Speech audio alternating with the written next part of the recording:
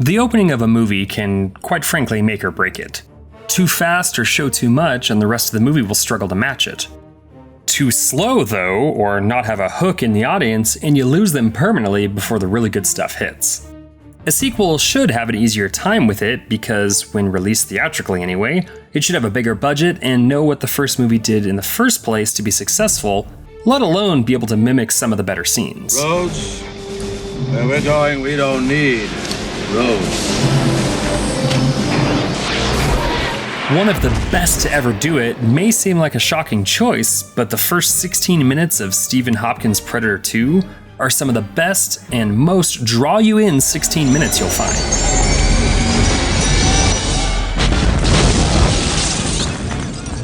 While the movie wasn't nearly as a smash success than its predecessor was at the box office, critical reception, or even the fan base for a while, it's a great example of what a sequel should do without completely retreading the same ground.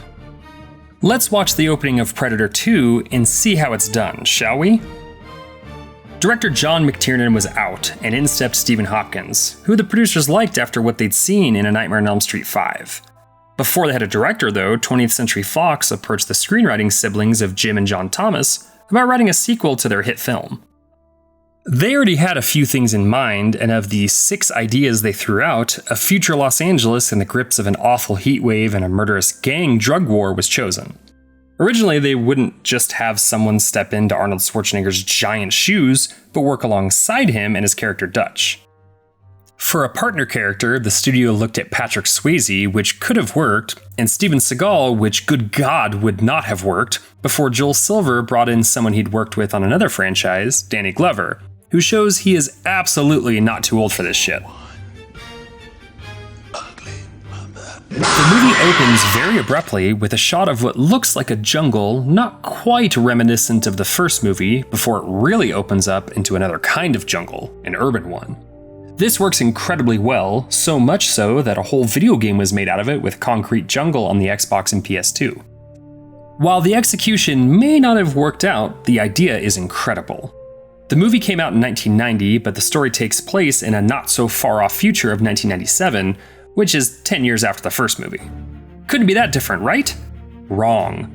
LA is a war zone that is hot from gunshots and miserable weather that is sitting at 109 degrees when we're whisked into the action.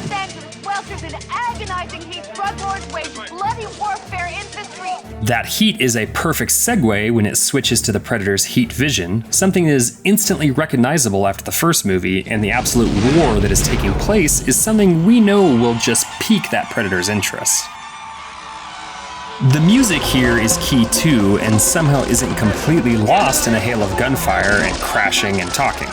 Alan Silvestri came back as well and mixes up the music to start the film to better play off the Jamaican and Colombian gangs that control the city.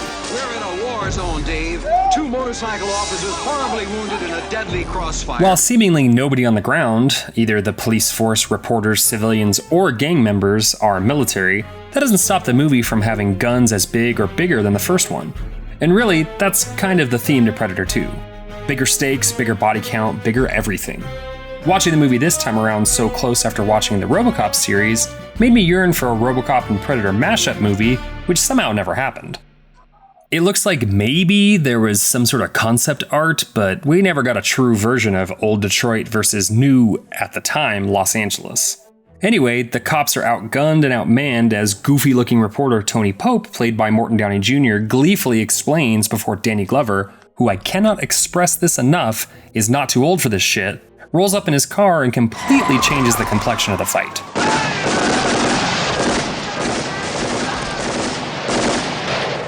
He shows us and the Predator that he is more than capable of a bounty with his brains to fix up his car with bulletproof vests, as well as his courage, leadership, and fighting ability when he takes out 5 of the gang members on his own. Well, on his own, and with the help of the coolest dang shotgun I ever saw as a kid on film. He leads a small group who, well, not actual military, seems to act like a small platoon, and even the Predator can see what a badass he is. The gang heads inside, and Mike Harrigan is forbidden to go. He does anyway because he is Danny Glover, and the sergeant has obviously worked with him before in another timeline. God bless actor Steve Kahn and all the police leadership roles he's held over time. The team move into the building because of explosions that aren't seemingly caused by them or the gang members. That's because the Predator is ready to shoot his shot and take some trophies. He kills all of them except Scorpio, who shoots his way out, shoots the door, and then shoots some more, now that he has seen, or rather not seen, an invisible enemy, and makes his way to the roof. He is so terrified, in fact, that he doesn't see a perfectly good Danny Glover holding a ridiculous weapon, and when he shoots at the ghost-like creature on the tip-top of the building, he's blasted off of it. It's here where everything finally stops.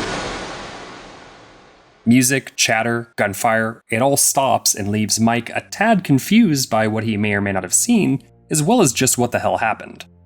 We, the audience, get some of our answers when we see some of the battle damage the gang received, as well as a whole hung-up body that the cops have no clue how it got there. We do, though, movie, we do. The Predator takes its trophy, and the standoff has set the table. The gangs clearly stand no chance against the Predator, but what about Mike and his mini platoon?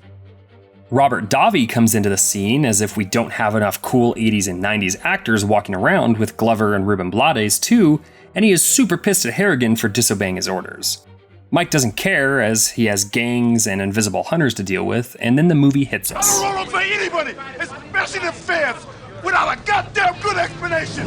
A helicopter lands carrying Gary effing Busey, which is also accompanied by the music from the first movie, and it is on. The first scene is 16 minutes long, and a whole damn story has been told in that time. Characters, action, setting, it's all there, and we haven't even met Bill Paxton yet or seen some of the better set pieces the movie has to offer. Just as a comparison, and please don't light me up here, but this is 16 minutes of ridiculous action, and we don't even see the guerrilla camp in the first movie until nearly the 21-minute mark. The Thomas brothers and director Stephen Hopkins worked together closely on the script and story they wanted, and it shows.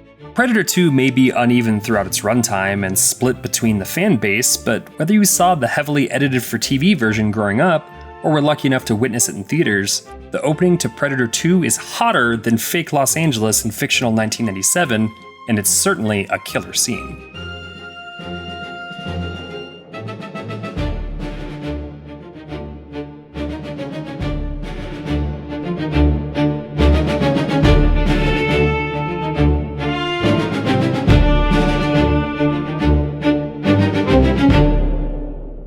Thank you for clicking on our video, everybody. If you like what you saw here, please make sure you like the video and subscribe and share with your friends who like this sort of content. JoBlo was created by movie fans for movie fans, and we appreciate your support.